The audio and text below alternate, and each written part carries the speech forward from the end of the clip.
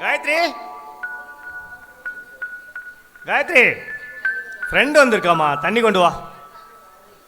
அப்புறம்டா, ஊர்ல எல்லாம் நல்லா இருக்காங்களா? எல்லாம் நல்லா இருக்காங்கடா. தங்கச்சி கிஞ்செல்லாம் நல்லா இருக்காங்க. இல்ல பெரிய மனுஷி ஆகி போயிட்டா. அதுக்குள்ளயா? அதுக்கு சடங்கு சீர் செய்கிறேன், அதனால பத்திரிக்கை வைக்கலாம்னு வந்திருக்கேன்டா. அண்ணா தண்ணி குடி. நல்லா இருக்கியாம்மா? நான் நல்லா இருக்கேண்ணா.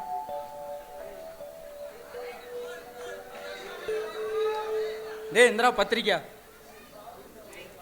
காயத்ரி வாமா, பத்திரிக்கை கொண்டு வா பையன்.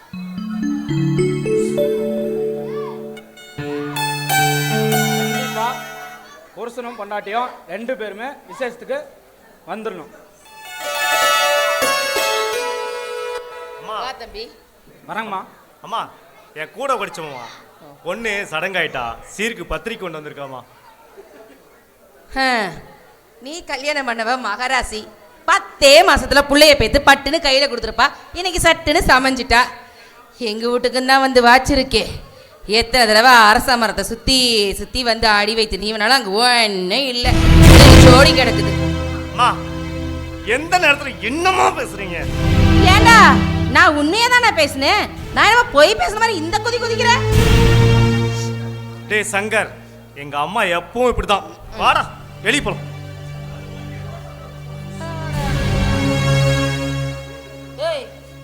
அது எப்படி? எப்படா மாமியாக்காரி ஏதாவது சொல்லுவான் பொல பொல பொலன்னு கண்ணில் கண்ணீரா கொட்டலான்னு சொல்லிட்டு ரெடியா நீ பேனே ஆனையா அவளையும் பாரு எப்ப பார்த்தாலும் அழுதுகிட்டு. பால் குடிச்சேடா தங்கம்? என்னது இல்லையா? டேடே போ, போய் ஒரு டம்ளர் நல்லா பால் காய்ச்சி எடுத்துட்டு போ, சீக்கிரம் வரணும். ஹாஸ்பிட்டல் செக்கப்கா? ஆமாத்தே, போய் ஹாஸ்பிட்டல் செக் பண்ணிட்டு வந்தலாம். சரிம்மா, பத்திரமா பார்த்து பத்திரமா போயிட்டு வரணும், சரியா? காலம் கெட்டு போய் கிடக்கு. இவன் என்ன இன்னுமா பாலை காய்ச்சிட்டு இருக்கிறாரியே?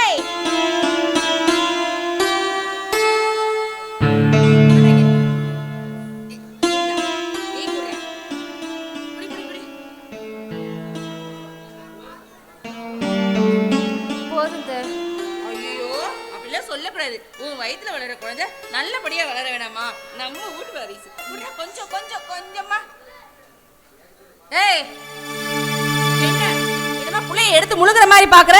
நீ பாக்குற பார்வையில அந்த குழந்தைக்கு ஏதாவது ஆயிடு போல இருக்கே. கண்டைக்கின வச்சுக்க வெளியே போய் போடி. ஆயா அவளையும் பார். நீ பண்றமா? அம்மா, பிரியாவை ஹாஸ்பிட்டல் கூட்டு போனோம், பணம் 5000 வேணும். ஏது 5000மா? அடே எங்கடே எதுரா காசு? என்னைக்கு எங்கிட்ட இருந்திருக்கு? இந்த கணக்கு வழக்கெல்லாம் உன் அண்ணன் மட்டும் தான் பார்த்துட்டு இருக்கான். உனக்கு எது வேணுமா இருந்தாலும் நேரா மாணிக்கிட்ட கேளு. கொஞ்சம் முன்னாடியே கேட்டிருக்க வேண்டியது தானே, கொடுத்துட்டு போயிருப்பானல்ல. எப்ப பாரு முட்டாள் மாதிரி.